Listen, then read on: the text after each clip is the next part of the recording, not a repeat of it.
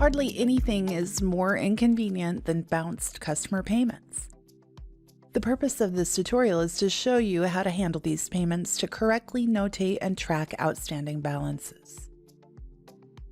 Many agencies prefer to track these payments in a separate account, typically in the receivable range, so the first thing we will do is to add that account as an other current receivable.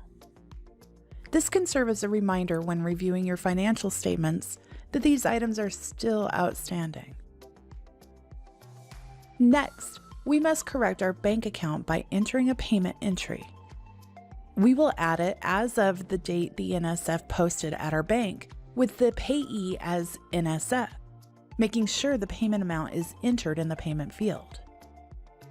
As we tab through, we allocate this entry to our new receivable account and make sure to put the client name in the description field.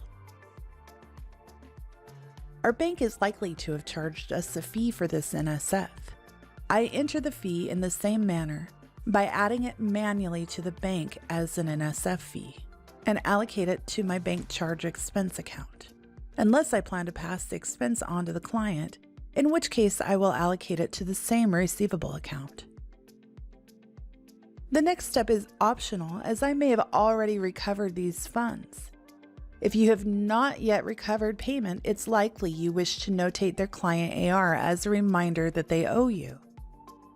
We do this by doing a cash client AR adjustment for the amount of the NSF payment, editing the description to NSF payment, then repeating if I am charging them for a fee. In this case, I am charging $25 instead of the $7 that the bank charged me. Now you can generate a statement for this client and see them reported on the aged receivables report.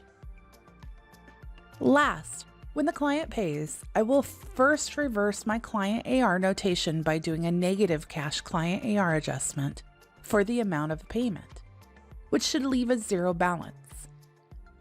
Now I manually enter the payment in the cash ledger by adding a new line, dating it the date of payment using the payee of NSF, then allocating it to the new receivable account, making sure to notate the client's name.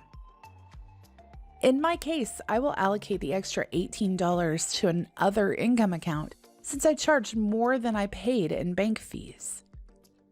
This concludes the Client AR subseries, but don't forget to review your aged receivables report regularly, which you can learn more about in the month-end reports tutorial.